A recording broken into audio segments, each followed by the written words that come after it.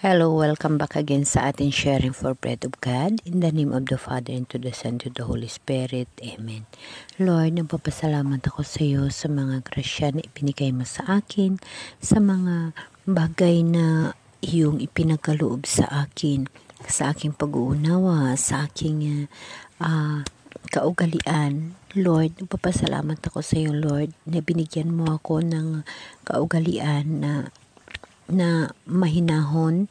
Ito ay mula sa iyo, Lord. Alam ko ng ibang tao ay mayroong sinasabing pagkakamali sa tingin, sa isip. Ngunit ganun din ako, Lord. Ngunit yun lahat, hinihingian ko ng tawad sa iyo kung ano man ang mga pagkakamali sa aksyon ko, sa pananalita ko, at sa aking mga galaw. Lord, humihingi ako ng patawad sa iyo. Ganun pa man, papasalamat ako sa iyo, Lord, dahil alam ko lahat ng bagay sa buhay ko ay mula sa iyo. Ikaw ang aking lakas at pag-asa.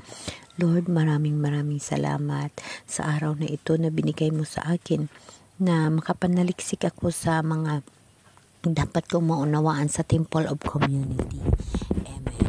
Brothers and sisters, today pagpatuloy natin ang ating napagsinumulaan sa previous video natin ukol sa pinagkaiba ng Anglican Church at sa Romano Katoliko.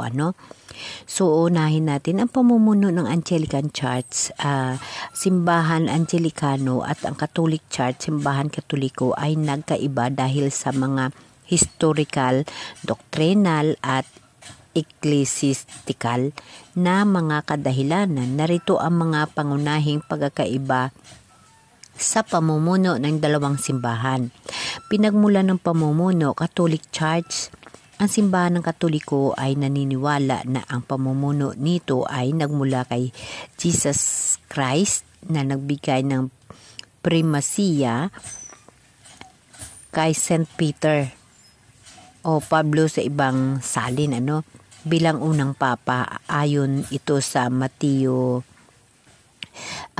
chapter 16 verse 18 to 19, sinabi ni Jesus kay Peter, "Ikaw ay Peter, at sa batong ito ay itatayo ko ang aking simbahan. Ibibigay ko sa iyo ang susi ng kaharian ng langit."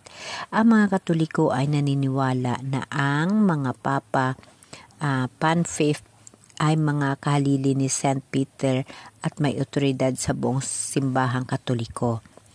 Ang pamumuno ng simbahan Katoliko ay sentralisado sa ilalim ng Papa ng Roma na kinikilala bilang ang Vicar at Christ, kahalili ni Kristo at ang pinuno ng buong simbahang Katoliko. Yes, brothers and sisters, kasi bilang Katoliko Romano, yan ho yung aking pag-uunawa at yan ho yung aking pag-iintindi sa itong pamahala ng ating Santo Papa ay nagmula sa Roma. Ngunit, bakit ang Anglican Church, ang Anglicano ay nagkaiba? Ito naman yung kanilang pananaw. Ang Anglican Church ay nagmula sa paghiwalay ng Church of England, simbahan ng Ingles, mula sa otoridad ng Papa ng Roma noong ika-16 na siglo sa ilalim ni King Henry VIII. Ang paghiwalay na ito ay dahil sa mga isyong politikal at doktrinal, lalo na ang hindi pag-aproba ng Papa sa paghiwalay ni Henry VIII kay Catherine ng Aragon. So, dapat natin itong malalaman, itong mga bagay na ito, Diba? Tayo kasi, brothers and sisters, nagsisimba tayo sa Anglican Church sa Cathedral Manila natin. Yun pala, magkaiba sila ng ating simbahang Katoliko. Ipagpatuloy natin. Ang Anglican Church ay walang sentral na pamumuno tulad ng Papa sa simbahang Katoliko. Sa halip, ang Arsobispo ng Canterbury ang kinikilala bilang ang first among equal, una sa mga pantay na mga obispo sa Anglican. Ngunit wala silang direktang otoridad sa lahat ng mga simbahan ng Anglican sa buong mundo. Ang Anglican Communion ay isang pandaigdigang pamilya ng mga simbahan na may otonomiya. Ang bawat lokal na simbahan, Church of England, Episcopal Church in the U.S., Anglican Church of Canada. No? So magkaiba kasi yung Anglican Church naghiwalay pala noon, ngunit hindi sila pinayagan ng ating Santo Papa. Na namumuno nito ay si Henry VIII, Papa sa paghiwalay ni Henry Bill kay Catherine ng Aragon. So titingnan natin ito, atin ito alamin kung sino si Henry Bill VIII at si Catherine Aragon. So sa ekstruktura ng pamuno, ang Catholic Church, simbahan Katoliko, ay hierarkiya. May papa, may kardinal, arsobispo, metropolitan, obispo at pari. Ang mga papa, supreme leader ng simbahan Katoliko, ay may otoridad sa lahat ng mga obispo, pari at mga miyembro ng simbahan. Yes.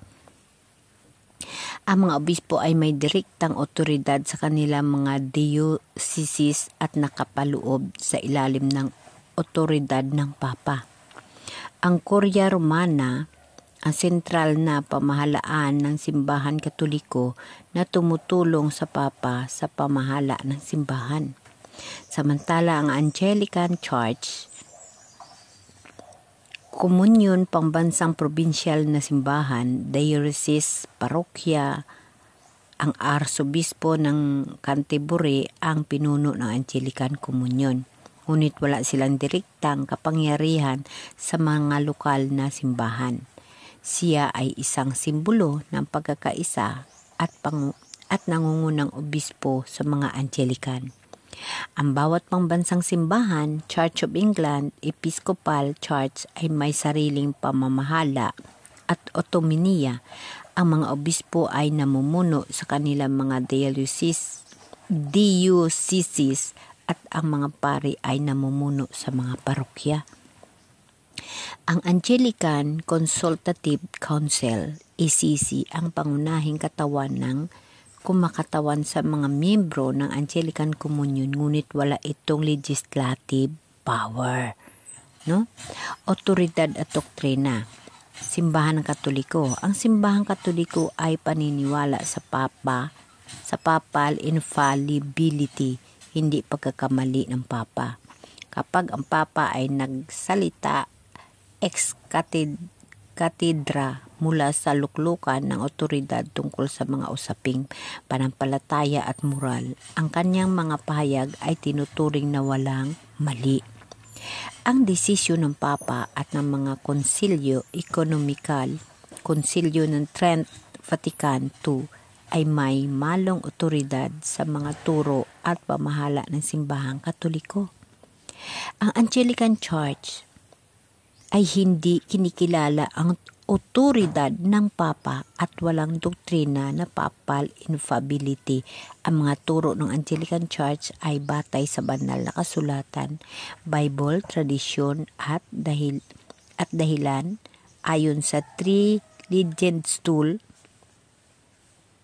ang mga desisyon sa doktrina at pamahala ay madalas na ginagawa sa mga synod o mga pangbansang konsilyo ng mga obispo, pare at mga laiko, at ang mga lokal na simbahan ay may malong otonomiya. Pinuno ng simbahan. Simbahang Katoliko, ang Papa ng Roma ang pinuno ng simbahang Katoliko na kinikilala bilang Vicar of Christ, kahalili ni Kristo, at may otoridad sa buong simbahan. Ang Anglican Church, ang arsobispo ng Canterbury ang pinuno ng Anglican Communion, ngunit wala silang direktang otoridad sa mga lokal na simbahan. Siya ay isang simbolo ng pagkakaisa at pangungunang obispo sa mga Anglikano. So, guys, dapat talaga natin malalaman yung mga ganitong bagay. Kasi, lahat kasi tayo naniniwala na iisa lang yung pari natin. Iisa lang yung Papa natin, Santo Papa natin, obispo. Ako kasi ganun ang paniniwala ko, yung obispo natin, mga pari natin, Santo Papa natin, ay isa silang puno. Yung pala magkaiba. Magkaiba pala ang ukol sa mga simbahan natin, yung Anglican Church at saka yung simbahang Katoliko. Kaya dapat natin alamin yung mga bagay na yan upang atin maunawaan, no? Ang Anglican Church of England ay ito ang opisyal na simbahan ng estado sa England at ang monarka ng Ingles. Kasalukuyang King Charles III ang supreme governor ng Church of England.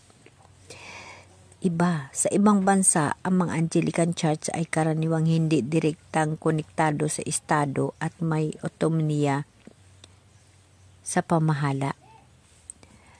Buod ang pagkakaiba sa pamumuno. Aspekto, Catholic Church, simbahan Katoliko, Anglican, simbahan Anglikano. Pinuno, Papa ng Roma, Vicar of Christ. Arsobispo, Canterbury, first among equal. Ganun, no? Ang otoridad naman, sentralisado naman ang sa Katoliko. Devotionaryo naman yung Anglican. Okay, brothers and sisters, maraming salamat sa inyong pakikinig. Alamin natin kung ano ba si Henry VIII at si Catherine Aragon para malaman natin kung bakit nagkahiwalay ang Anglican Church at ang Catholic Church na parehas lang naman silang may pare at bakit magkaiba ang pamumuno nila. Okay, brothers and sisters, see you again in my next video. Amen.